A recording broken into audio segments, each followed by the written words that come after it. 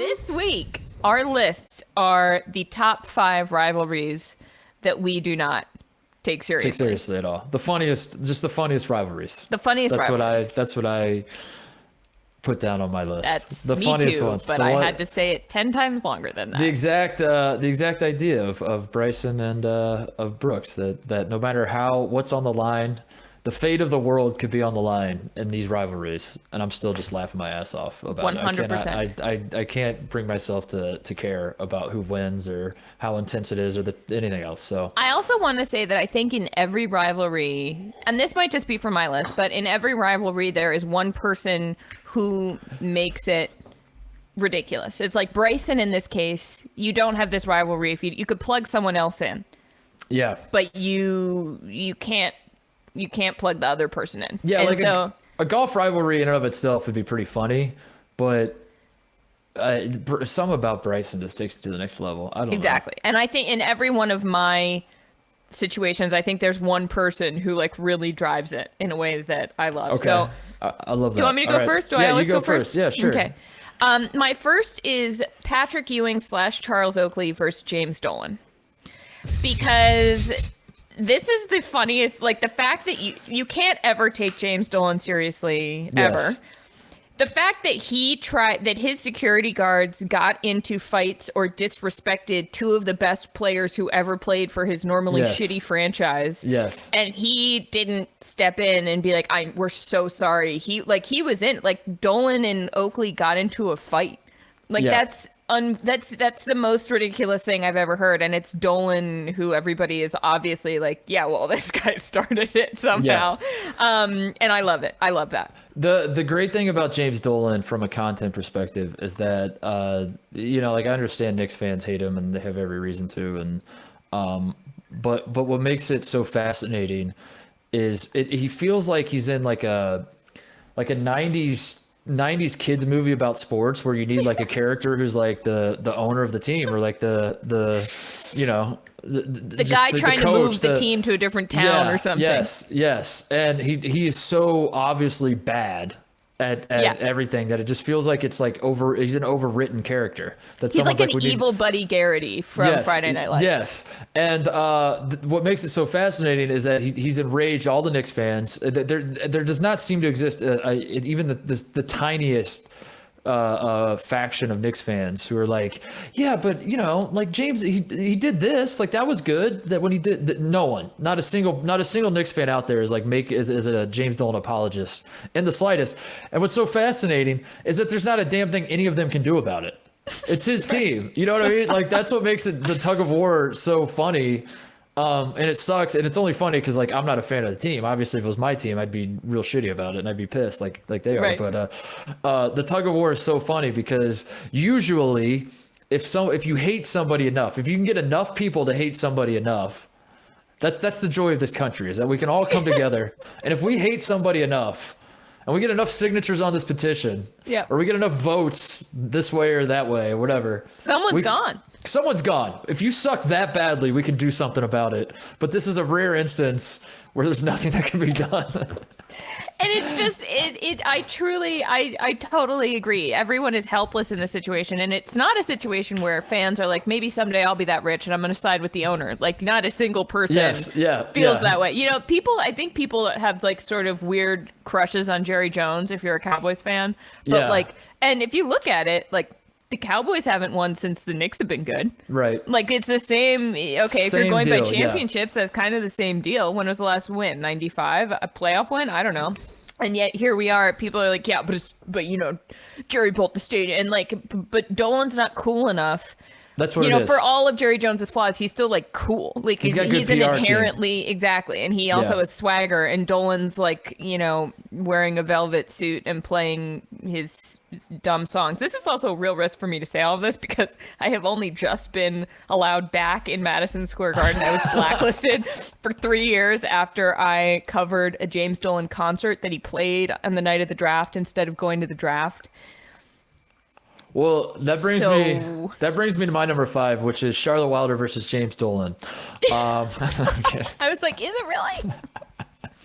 All over it, Wow. not How the about ceiling. that? Jesus. How about that? What's your number 5? Number 5 for me is the civil conflict, is what this was called, and Okay. it is a football rivalry, quote unquote, between UConn, the University of Connecticut, Okay. and the University of Central Florida. If you're scratching your head Wait, wondering, yes, I remember this. you remember this? Yes. Oh my God. Yes, I love this. Go for it. If you're scratching your head wondering how they could be rivals, you might be a member of the Central Florida football team, because as it turns out, Central Florida had nothing to do with this. This rivalry is called the Civil Conflict. It was played, I believe, like 3 seasons. So, and it was started in 2013. Yep. Bob Diaco, I believe is how you say his last name, was the UConn head coach. This man was a head coach for 3 seasons at UConn and was fired. These are the only 3 seasons he was ever a head coach in his entire career. He got the job at UConn, then was fired. Now he's back to like doing God knows what. But when he gets hired, he decided to start a rivalry on his own. He called it the civil conflict between UConn and Central Florida. In his 3 years at UConn, he was 11-26. Central Florida had no idea this was a thing. So UConn wins the first 2 games that this thing gets started. He makes a trophy. They all, like, he's holding up the trophy. He's excited, whatever. Year 3, UCF beats UConn. They don't acknowledge the trophy. They don't, like, it's not even like a protest where it's like the trophy comes out and they like turn their backs and leave. They're just like, what? Like, they get asked about it. They're like, I have no idea what that even is. It was UConn's coach. This existed in his mind and his mind only. He gets fired after that season. They do not bring it back. They don't renew it, whatever. Like, the rivalry dies. And that's the end of that. And nobody seems to know where the trophy is. Nobody seems to know why this was ever a thing in the first place. This was the concoction of one man. And it is the funniest thing ever because it makes no geographical sense. It makes no historical sense. It makes 0 sense. It was just one man who was a head coach for 3 years at the University of Connecticut came up with this idea. That was a very, very bad idea, and then it just like fizzled into thin air, and it's gone. So I like to think that if we could come up with a rivalry, it would be something like that. Yeah. It would be like we'd start a rivalry with, like, cereal. We'd be like, that podcast, and everybody would be like, sorry, what? What? And NPR would be like, we've Yeah. never heard of the People's yeah, Sports Podcast. that's pretty much what it was. They started a rivalry that the other side had no idea was even going on. Also, the other note, it was stylized. With the conflict part of this, it was civil conflict, and then conflict was like all lowercase letters except the FL and the CT because of Florida and Connecticut, which when you see it like spelled out like that, it looks preposterous. The whole Also, thing like, is so stupid. UConn was right there. Like, UConflict Exactly. was right there, and they went Conflict, yeah. the CT and the FL. So bad. You could So have this could have been like if this was still going on and these 2 teams were playing for the national championship, I would just be laughing my ass off about the civil conflict. So that's why it's Same. number 5 on my list. I love it. So I there you love go. it. All right, number 4 on my list is James Dolan versus Spike Lee.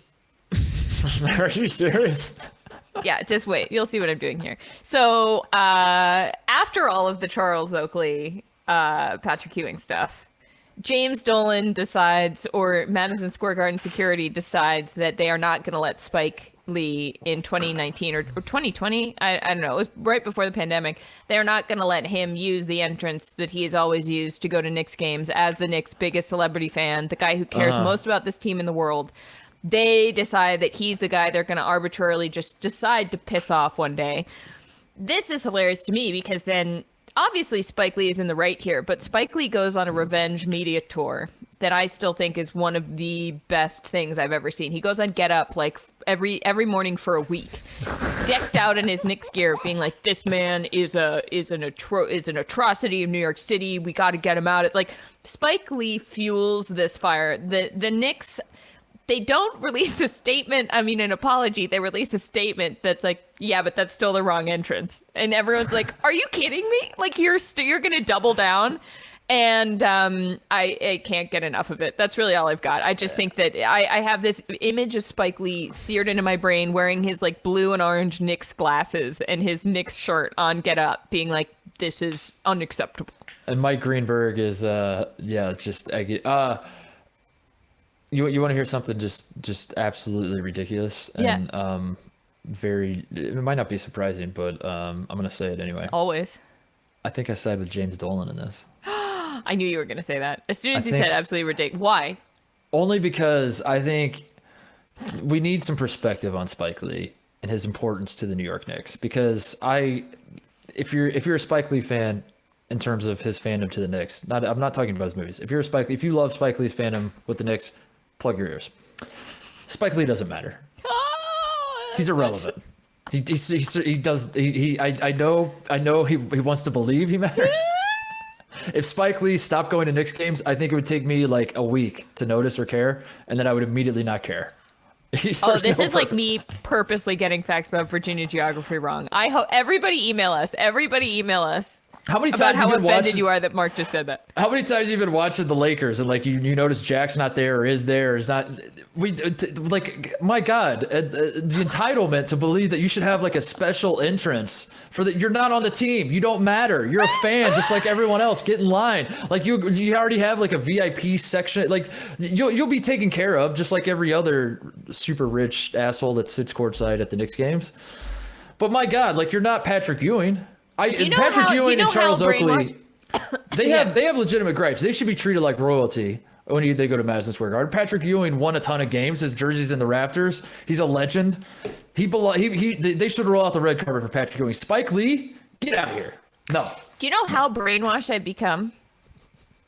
I'm so brainwashed that I'm like mad hearing you say that. I'm like, Spike, I'm like, are you like, you can't say that about him. I'm like, do you know what he does for morale? Like, do you know what he's done for the team? Do you know what, like, do you know how important it is that he's at every game? Obviously not that important because he goes to all the games and the Knicks have sucked forever. So like if Spike Lee mattered that much, don't you think at some point we should start pinning some of this on Spike? We should start saying if Spike is such a good fan, why are the Knicks a garbage organization? What's going on there? Why isn't Spike a better fan? Think about that. I'm just sitting here very confused about the emotions in my heart. I'm a little worried about what's going on with my fandom here as I sit in a Patrick Ewing t-shirt in front of a Patrick Ewing poster. Remember he said there's no James Dolan fans out there? I'm about to be the one. By the end of this podcast, someone will be like, I love James Dolan. You're going to get canceled for saying you love James. We're going to cut that audio. I'm kidding. Don't put that on Twitter. Mark doesn't need that. Okay, well, that brings you to your fourth. My number 4, this is kind of not really a deep cut, but it might be for some people that have no idea who this guy is. Chael Sonnen versus anyone and everyone in UFC. So Chael Sonnen is... I don't know who he is. He is. Okay. So I am not a UFC guy. I've said this on the podcast before. I don't really follow it. I don't know a ton of fighters. I certainly don't know history. I don't know Chael Sonnen. Like, I don't know a single fight he ever fought in his career at all. What I do know about the guy is he is the greatest trash talker of all time. And the reason I have him on my list is because he single-handedly got my attention into UFC in the first place to where like I even acknowledged that it existed, because this guy, I'll give you a little background on who this guy is. He was like the first, the way I remember it is like he was like the first star of UFC. And there are a lot of UFC fans that are listening, I'm sure, who are like, you could not be more wrong. There was this guy, like this guy was so much better than Chael, whatever.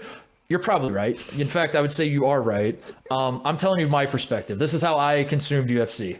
Was Chael Sonnen just pops up out of nowhere and starts cutting like WWE promos and is actually like a great fighter.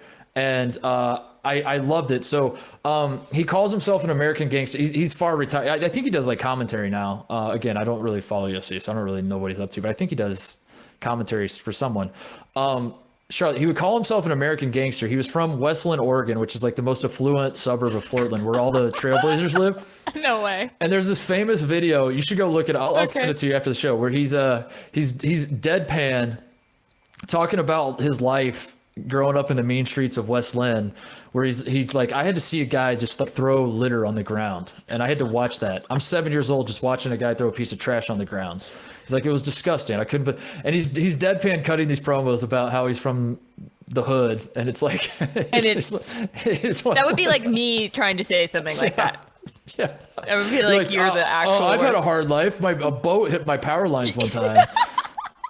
Yeah. One time, right. Oh, I'm not even So gonna go down there's that road. that, and then there's these quotes. Are you ready for this? So he was one time he was busted for having high testosterone levels. He had a Medina Spirit situation, Hell put a yeah. little too much ointment.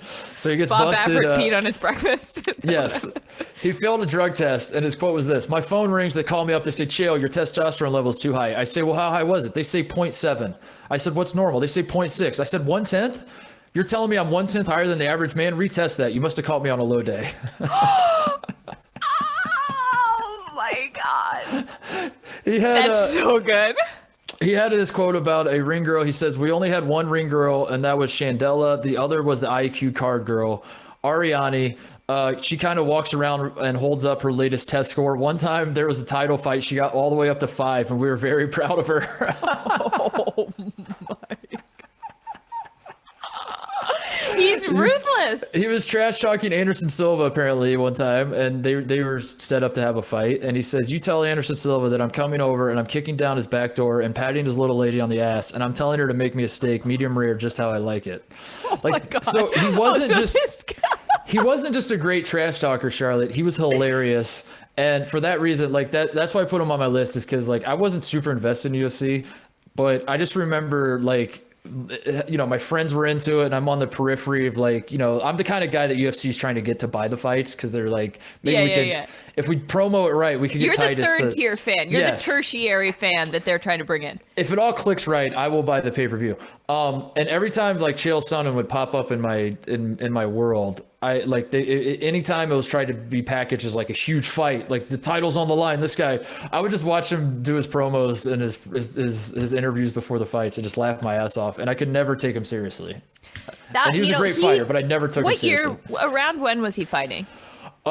He must have. I remember him when I was in high school, so I was like 06. I think he was like 05 to probably. I was gonna say, was it 2012, 13ish, maybe? Was it like late 2000s? Because those insults, those like sexist insults that like he doesn't even think are sexist, is like the epitome of the end of high school, early college for me. Where you know it's just like casual misogyny, and everyone's like, "Oh, it's funny." You know, he's like, "Here, I'm gonna trash talk." You know, and even I was like, "Yeah, man, that's funny." And like it's not. I don't say this as like, you know, I'm not a little snowflake about this. I mean, like, it's legitimately funny because he sounds like such a loser that he would, you know what I mean? But he would do like, it. But and here's me defending him as the man on the show. As the local reason, men's rights activist. Yeah, the reason I, as a man, don't have a problem with this. What made it different to me is that he like the misogyny wasn't the funny part. It was like the packaging, like you know what I mean. That's what I mean. That is like it's a casual like side dish is the misogyny of it, which makes it's like you're laughing at him, not with him in some way, but also like maybe a little bit with him. Maybe a little bit with him because you like think that he's playing a character. I don't know. The whole Galaxy deal is Brain satire. The whole deal was something else. So I put him on the list because that just fit the bill for me. It's like every time he had like a prize fight, and I was like, I can't take this seriously because this guy is funny. I just want to see what this guy's going to say. I'm gonna go watch his promos. You have to. I'll send you the one where he's talking about himself being American Gangster. It's so funny. It's so good. So, oh man. Okay. My third is Spike Lee versus Reggie Miller. You see what I'm doing here? I see this. I like it. So there you are again with the. It's funny. See, it's funny because. Get it? Get it? Get it, Mark? Get it? See? Imagine like having to hang out with me in real life all the time. It's exhausting. Anyway, so Spike Lee versus Reggie Miller. Spike Lee taunted Reggie Miller so much that he made Reggie Miller so mad that Reggie Miller went off and had the most insane run and beat the Knicks. Mm-hmm. I'm sorry. Okay, that sounds Spike Lee. Mm-hmm. Like, I don't know if fans got upset about this at the time. What was that, 94? 94, yeah. So that to me they had a little run. They played the playoffs a handful of times. I think 93 they played each other too in the playoffs. Yeah. They had a few different playoff runs, but 94 is the one that was like the one.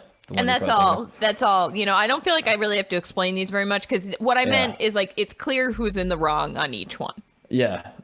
And the way like I still think James Dolan was in the wrong in the Spike Lee versus James Dolan one, but I think Spike Lee really brought this on himself. Yeah, he brought this on Reggie himself Miller. with Reggie, but I think I'll But side you with, hate Reggie Miller. But I hate Reggie Miller, so I'll side with Spike because. But what makes this a good one is that it's so rare. I mean, this doesn't you like fans, and you would think more fans and players would have beef, but it doesn't really seem to happen. Yeah, really I know, anymore. right? And like Drake is friends with everybody, so Drake is on the sideline, like. Not you like we need Drake to hate people. I think that's what we're getting at. Is we need Drake's Drake the to opposite, and he needs to pick a lane. he needs to pick a lane. He needs to trash talk. We need more more guys like talking smack to Drake after they hit shots. Instead, LeBron if LeBron's playing against the Raptors or something, and he literally did this. Like LeBron killed the Raptors in the playoffs every year, and it felt like Drake was like, "Thank you, LeBron. That was so cool." Yeah. It's like, no, dude, don't do that. So I'll defend Spike for that reason.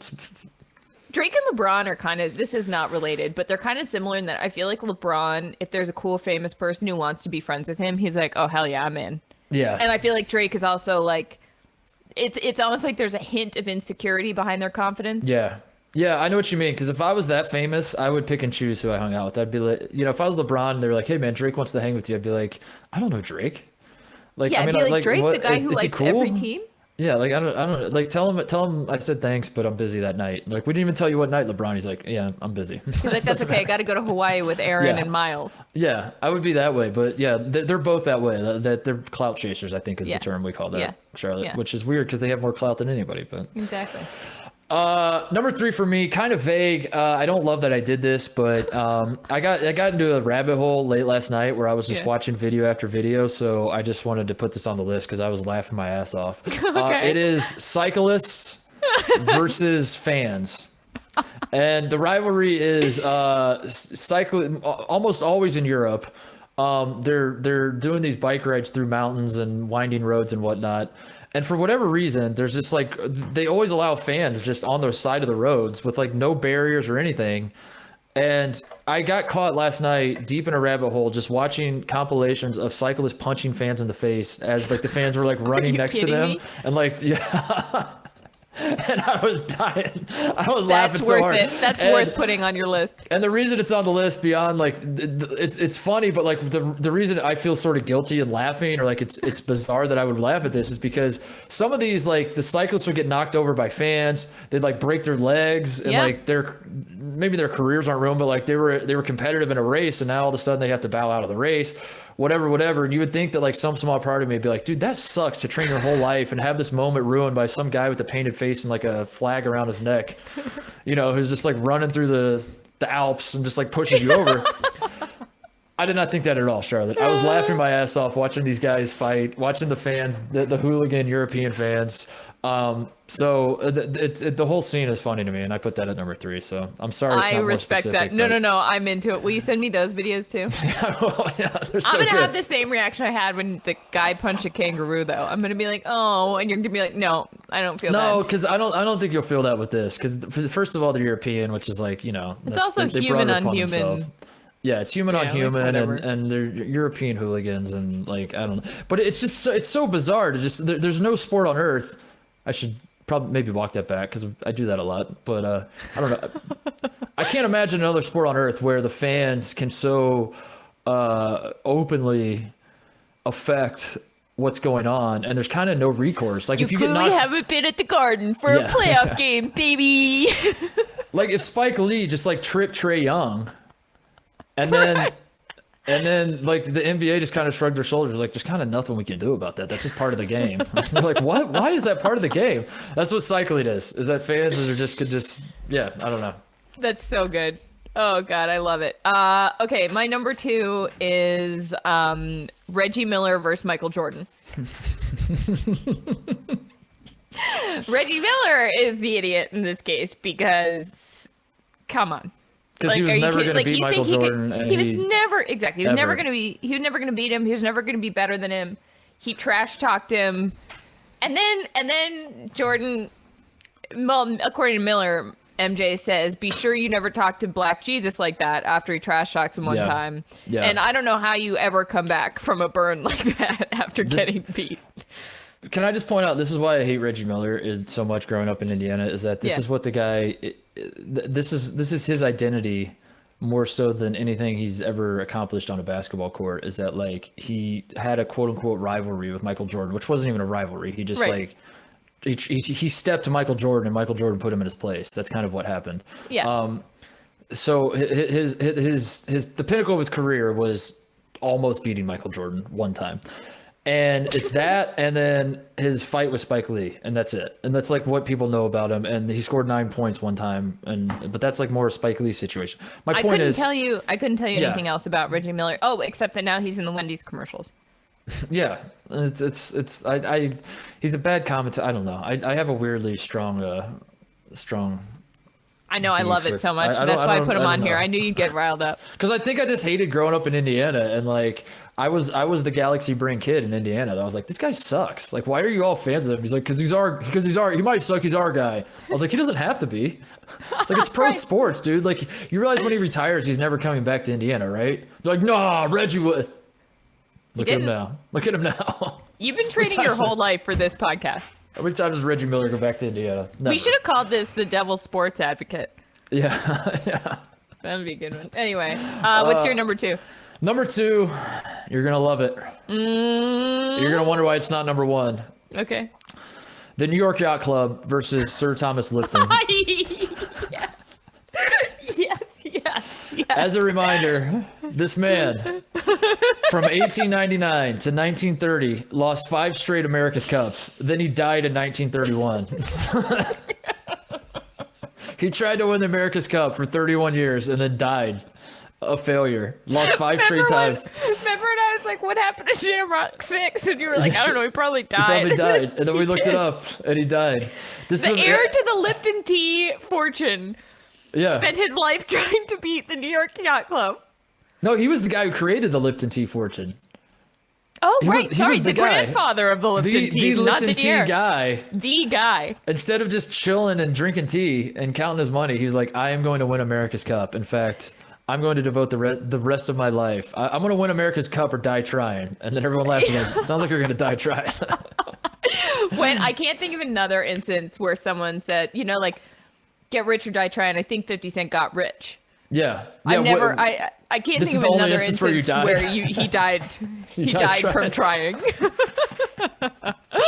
Oh, Mark, that's so good. Thank you for that. That's a little gift. As a reminder, you kind of mentioned it, the Shamrock. The first boat they raced, his first attempt was on a boat called Shamrock. Second attempt, Shamrock 2. Third attempt, Shamrock 3. Fourth attempt, Shamrock 4. Fifth attempt, he called it the Freedom Express. No, I'm kidding. He called it the Shamrock 5. He kept going with the Shamrock. Also, I saw this because I was doing I was trying to get all my numbers right for this show because I remembered the specifics, but not always the dates and everything. Yeah. And in doing so, I stumbled across this. The British, as a country, as a people, Yeah. are 0-17 all time in America's Cups. They have never once won America's Cup. Once. People overlook that in all the lists about like most tortured fan base and all that shit. Like, no, it's the British in sailing. The British sailors, the British are terrible. They're 0-17, Charlotte. So It almost makes you wonder how the Mayflower ever got here. Great point. They built an empire on sail. It's all over the world. They sailed their boats all over the world and conquered people and places and things. And yet when it comes time to conquer a trophy, they can't do it. That would be like Dunkin' Donuts.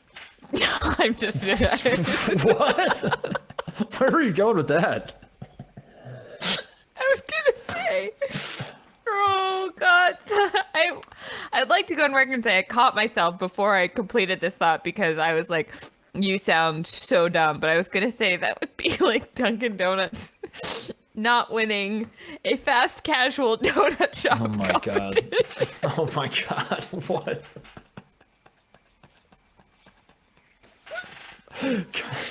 Oh, I'm crying.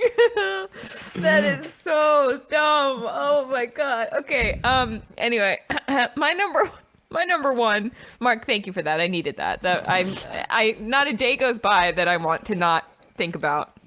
Sir Thomas I want to Lipton think about versus Sir the Thomas New York Lipton Yacht every Club. day. We should make T-shirts. The Des Moines Yacht Club on the front. They should say Shamrock 6 on the back. Shamrock 6 is our boat. That's yeah. our boat. Yeah. Shamrock, no question. It's basketball time. Shamrock 6.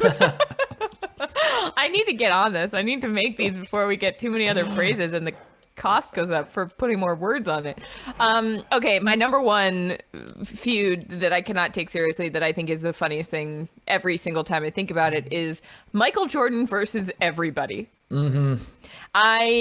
This might be a sort of too straightforward pick, but The Last Dance was all we had for several months last year in 2020, and I became obsessed with how much Michael Jordan held grudges. And I still think the best meme in the last 5 years was Michael Jordan saying, and I took that personally. Yeah. Like, it's just great. so good. Self-explanatory. I don't have to say more than that. And the joy of watching The Last Dance, like that part of it was that it felt like he would talk about the grudges that made a lot of sense. That like he would lose to the Pistons all the time, and boy, I hated those Pistons. They knocked me out of the playoffs. I had to get over that hump, and then finally we did. I took it personally, and we kicked their ass, and like that was awesome. That felt great. And you're like, you're nodding along. You're like, yeah, that makes a lot of sense. Like, right. This team keeps beating you. I'd be pissed off too.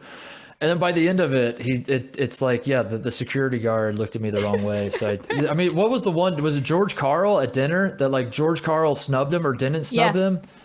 I forget which one it was, but like that was the most preposterous to me because I was laughing because it was like no matter what George Karl did, he was gonna take it personally. That like I don't even remember what it was because it didn't matter what he did. He was just upset about it. Because I think it was George Karl. Ah, shit, I forget. Did he talk to him or not? It doesn't matter because the point is, say it's that George Karl snubbed him. That like he saw him at dinner. George Karl didn't talk to him. I think he said he snubbed him. Yeah, and he was like, I was or pissed that he off. taunted him at dinner. Yeah, that's what I mean. It's confusing because it doesn't matter because Michael Jordan would take it personally, and I'm sitting there watching it like, dude, if you would have done the other thing, you would have been even more pissed off. So what are you talking about? And it really gave us a look inside Michael Jordan's brain, which is not a healthy place probably, but it is a place with 6 rings, Charlotte. So. So everyone who's mad at Aaron Rodgers is, you know what I'm trying to say. Anyway, what's your number one, Mark? My number one, if you thought Chael Sonnen was a misogynistic pick, you're gonna love this one, Charlotte. Okay, go for it. My number one all-time funniest sports rivalry is Andy Kaufman versus women. Do you know who Andy Kaufman is? Yes. Are you aware that in the early 80s, in 1979 through like 1983, he wrestled over 400 women? No. And that this was... Wait, what? Okay, so Andy Kaufman did these sort of performance art elaborate... Yes. He was the king of anti-comedy, where like he would do things on stage that like weren't really funny, and then like he would do them long enough and commit to it so long that like you'd start laughing and you kind of get it and it would click that it was actually funny. He did what I do, which is beat jokes to death, but he did it so that it was actually fun. Like you started laughing eventually.